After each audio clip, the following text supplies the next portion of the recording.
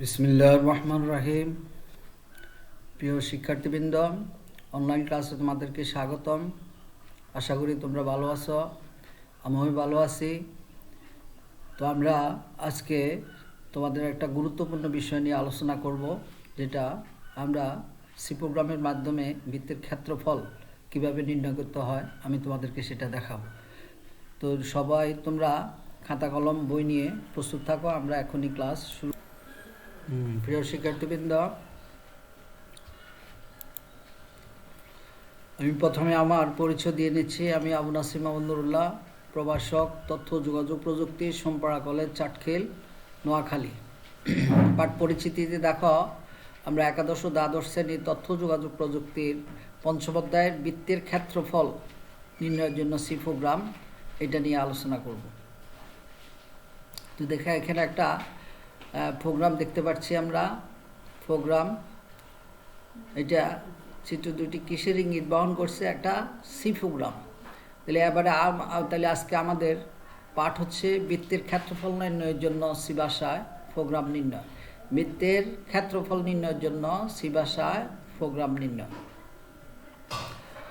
তাহলে শিক্ষণফল এই পাঠ শেষে শিক্ষার্থীরা বৃত্তের ক্ষেত্রফল নির্ণয়ের সূত্র কি বলতে পারবে, বৃত্তের ক্ষেত্রফল নির্ণয়ের জন্য কয়টি চলক দরকার তা বলতে পারবে, বৃত্তের ক্ষেত্রফল নির্ণয়ের জন্য সি ভাষায় প্রোগ্রাম নির্ণয় করতে পারবে। তাহলে এই পাঠ শেষে আমরা যে দক্ষতা অর্জন করব সেটা হচ্ছে কি, দেখো, বৃত্তের ক্ষেত্রফল নির্ণয়ের জন্য সূত্র কি তা বলতে পারবে, বৃত্তের ক্ষেত্রফল নির্ণয়ের জন্য কয়টি চলক দরকার তা বলতে পারবে, বৃত্তের ক্ষেত্রফল নির্ণয়ের জন্য সি ভাষায় প্রোগ্রাম নির্ণয় করতে পারবে। তাহলে একটা ছবি দেখো, এটা কিসের ছবি নিশ্চয়ই তোমরা জানো, এটা একটা বৃত্তের ছবি। দেখো, এই আরেকটা বৃত্ত, এই বৃত্তের মাঝখানে এটা হচ্ছে ব্যাস, আর এটুকু হচ্ছে ব্যাসার্ধ। ব্যাস এবং ব্যাসার্ধ, ব্যাসের অর্ধেককে ব্যাসার্ধ বলে।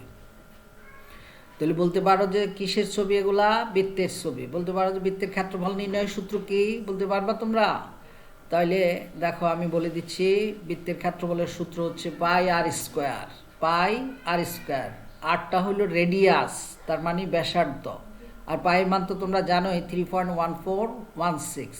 তাহলে এখন পায়ের মান কত বলতে পারবা? 3.1416। এবং আর কি? আর হলো ব্যাসার্ধ। তাহলে বৃত্তের ক্ষেত্রফল নির্ণয়ের জন্য অজানা রাশি কয়টি? তার মানে একটি, শুধু আর, তার মানে ব্যাসার্ধ। কোনটি অজানা রাশি? ব্যাসার্ধ। তাহলে কিবোর্ড হতে ইনপুট হিসেবে মান দিতে হবে কোন চলকের? ব্যাসার্ধের, তার মানে আর এর মান দিতে হবে কিবোর্ড থেকে বৃত্তের ক্ষেত্রফল নির্ণয়ের জন্য। তাহলে বৃত্তের ক্ষেত্রফল নির্ণয়ের প্রোগ্রাম রচনা করতে কয়টি চলক ঘোষণা করতে হবে? 3টি।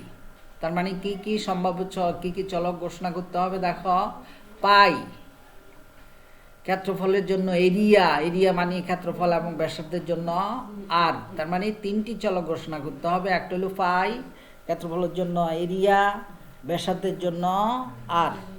তাহলে এবারে দেখো, বৃত্তের ক্ষেত্রফল নির্ণয়ের জন্য অ্যালগরিদম এবং ফ্লো চার্ট।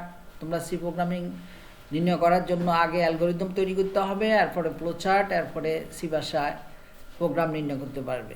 তাহলে প্রথমে দেখো অ্যালগরিদম, তোমাদের এর আগের ক্লাসগুলো তো আমি বলেছি অ্যালগরিদম কিভাবে নির্ণয় করতে হয়। প্রথমে প্রোগ্রাম শুরু করি, স্টার্ট। তারপর ফ্লো চার্টে প্রোগ্রাম শুরু, দেখো এই চিহ্ন দিয়া, এই বৃত্তাকৃতির যে চিহ্ন দিয়া প্রোগ্রাম শুরু এবং শেষ করতে হয়।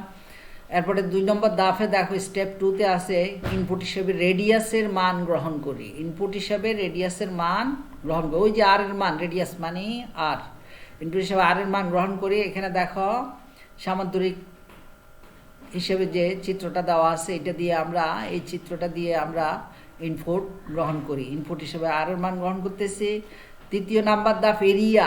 এরিয়া ইকুয়াল টু, দেখো ওই সূত্রটা, পাই ইন্টু আর ইন্টু আর। পাই আর স্কোয়ার ছিল, কিন্তু সি ভাষায় তোমাদেরকে লিখতে হলে পাই ইন্টু আর আর, মানে আর স্কোয়ারে আমরা আর ইন্টু আর লিখতে পারি। ব্যবহার করে এরিয়ার মান নির্ণয় করি। তাহলে ফ্লোচার্টে দেখো সামান্তরিক চিহ্ন দিয়ে প্রসেসিংয়ের কাজ করা হয়।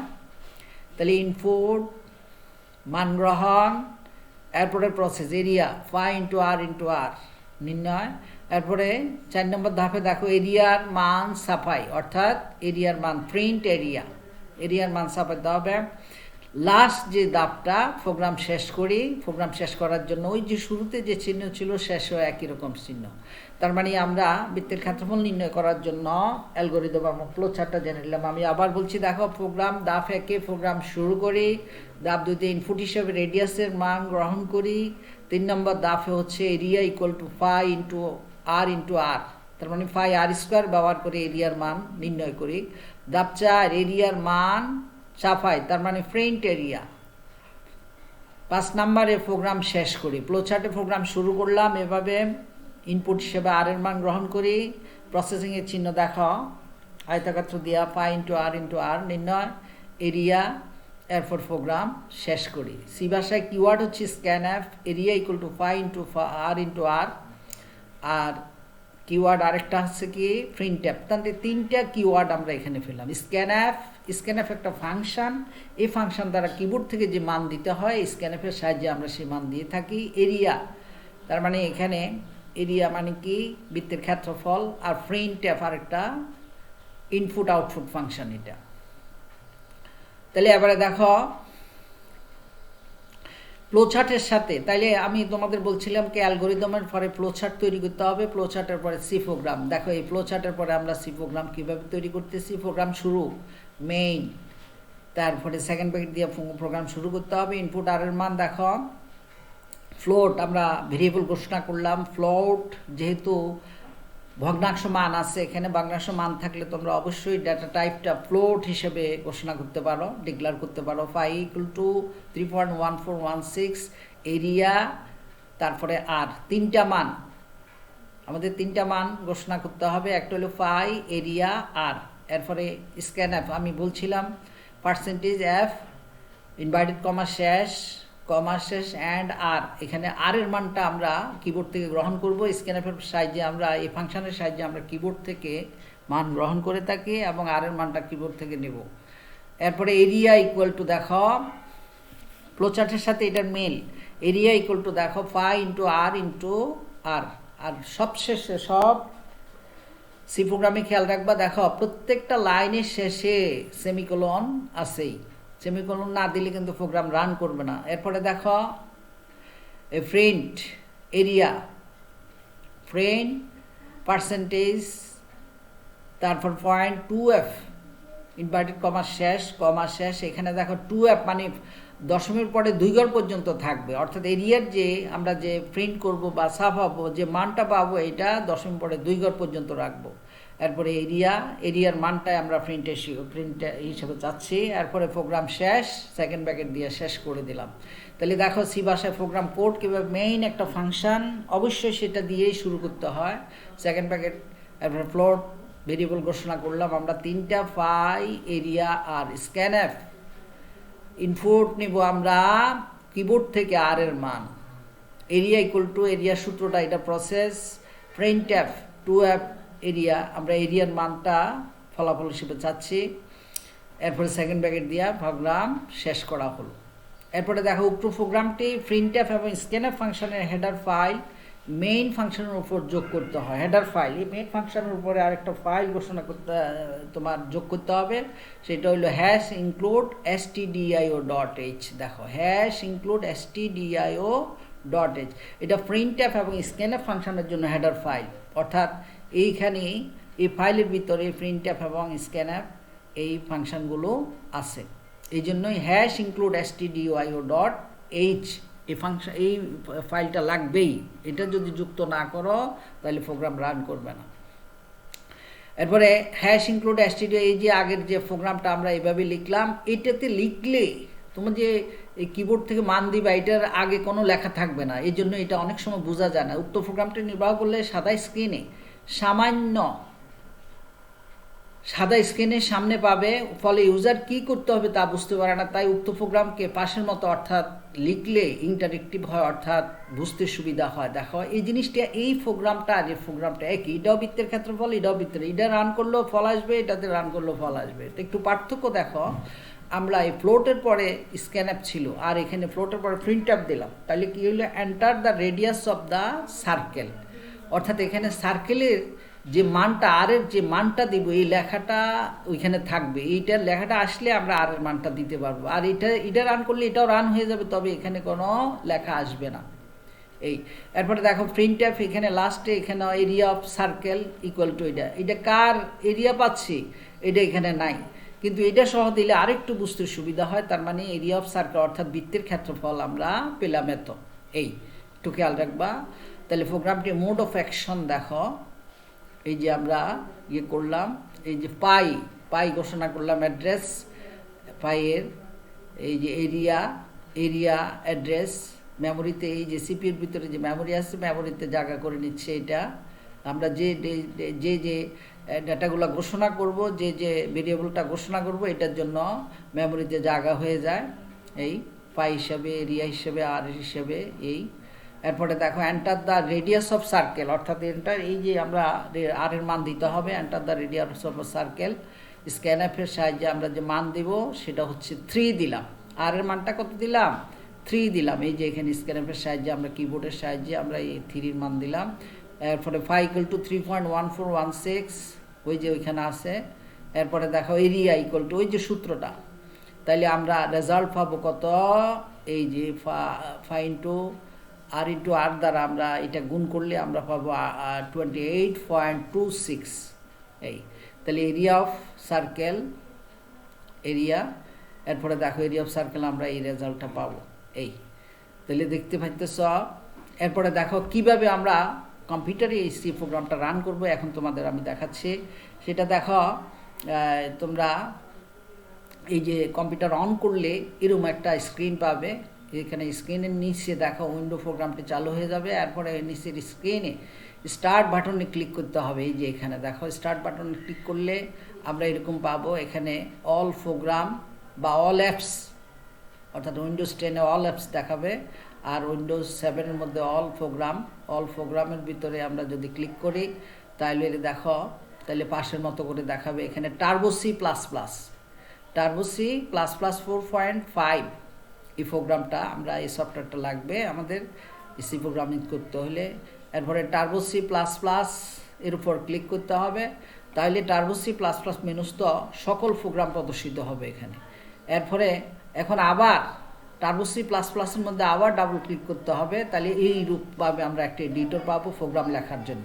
তাহলে এখানে আমরা প্রোগ্রামটা লিখে ফেললাম, ওই যে ওই একটু আগে যে আমরা প্রোগ্রামটা লিখেছি ঠিক একই প্রোগ্রাম এখানে লিখে ফেললাম। প্লট ফাই এরিয়া আর এই যে printf enter the radius of A circle এত, স্ক্যানএফ এত, ফাই 3.1416 এরিয়া, ফাই × r, এরপর প্রিন্ট এরিয়া অফ সার্কেল এত এরিয়া।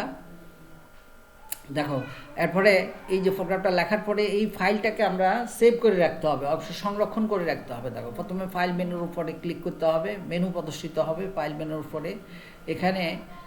এখানে আমরা এই সেভ অপশনে ক্লিক করব ফাইল মেনুর পরে। এরপরে সেভ এজ ডায়লগ বক্স প্রদর্শিত হবে। এখান থেকে আমরা ফাইল নেমে আমরা এখানে এই যে ফাইল নেম, নো নেম এরকম থাকবে, কিন্তু আমরা ফাইল নেম দিলাম ধরো এরিয়া অফ সার্কেল এরকম দিয়ে দিলাম।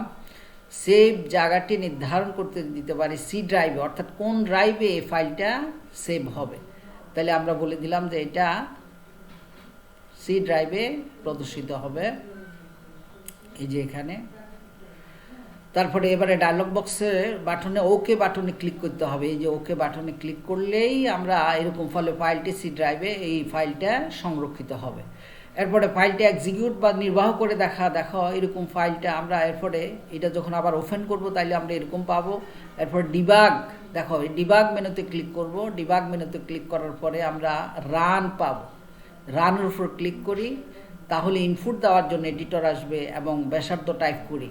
ব্যাসার্ধ টাইপ করতে হলে আমাদেরকে প্রথমেই 3, ওই যে 3 দিছিলাম মনে আছে, আমরা enter of circle, enter radius of A circle অর্থাৎ বৃত্তের ব্যাসার্ধ হইল 3।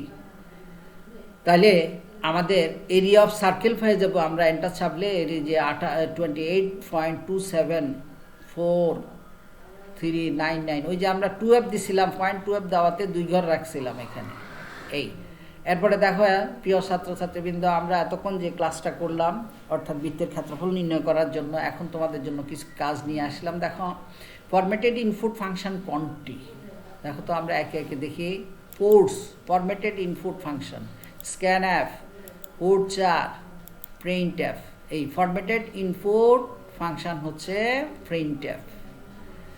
এরপরে দেখো তোমাদের জন্য দলীয় কাজ, দলের জন্য দলীয় কাজ হবে ফারেনহাইট তাপমাত্রাকে সেলসিয়াস তাপমাত্রায় রূপান্তরের জন্য একটি প্রোগ্রাম লেখো। এটা তো করবেই, এরপরে আরেকটা কাজ করবা ক দলে মিলিয়ে। এরপরে খ দলের জন্য বৃত্তের পরিধি দেওয়া আছে, বৃত্তের ক্ষেত্রফল নির্ণয়ের প্রোগ্রাম লেখা। তাইলে আমরা ফারেনহাইট তাপমাত্রাকে সেলসিয়াস তাপমাত্রা রূপান্তরের জন্য একটি প্রোগ্রাম লিখব। খ দলে যারা তোমরা ব্যবসা শিক্ষা ছাত্রছাত্রী আছো তারা বৃত্তের পরিধি দেওয়া আছে, বৃত্তের ক্ষেত্রফল নির্ণয়ের জন্য প্রোগ্রাম লেখো। এই কাজটুকু তোমরা করবে। এরপর মূল্যায়নে দেখো প্রিন্টএফের কাজ কি তোমাদের খেয়াল আছে? দেখছো প্রিন্টএফ ছাড়া আমরা প্রথমে যে প্রোগ্রামটা লিখছিলাম ওইখানে কিন্তু প্রিন্টএফে ছিল না। ওই জন্যই মানে ব্যবহারকারী অর্থাৎ যে কাজ করে বা যে অপারেটর সে কী কাজ করবে, কিসের মান দেবে এটা সে জানে না। এই জন্য প্রিন্টএফ আমরা দিলে তাহলে ওইখানে enter the radius of A circle, ওই যে এই লেখাটা দেখাইলে আমরা বুঝবো যে এই লেখাটার মানটা দিতে হবে, অর্থাৎ রেডিয়াস অর্থাৎ ব্যাসার্ধের মানটা দিতে হবে। মনে আছে তো? আরেকটা জিনিস দেখো, স্ক্যানএফ এর কাজ কি তোমরা জানো? স্ক্যানএফ একটা ফাংশন, অর্থাৎ কিবোর্ড থেকে কোনো মান যদি ইনপুট দিতে হয় সেক্ষেত্রে আমরা স্ক্যানএফ ফাংশন ব্যবহার করে থাকি। এই স্ক্যানএফ ফাংশন তোমার অবশ্যই দরকার কিবোর্ড থেকে মান দেওয়ার জন্য। এটা না হলে কিবোর্ড থেকে মান নেওয়া যাবে না, স্ক্যানএফ ফাংশনটা লাগবে। এরপরে দেখো 3 নাম্বার মূল্যায়নটাতে আমরা দেখব যে স্ক্যানএফ ও প্রিন্টএফকে ফরম্যাটেড আউটপুট ফাংশন বলা হয় কেন। এই সম্বন্ধে আমি তোমাদের বলেছি, আরও বিস্তারিতভাবে তোমরা জেনে নিবে। তাহলে বাড়ির কাজ দেখো, বাড়ির কাজ তোমরা লিখে নাও। অন্যের সাহায্য ব্যতীত তোমার নাম আউটপুটে দেখার জন্য একটি সি প্রোগ্রাম রচনা করো।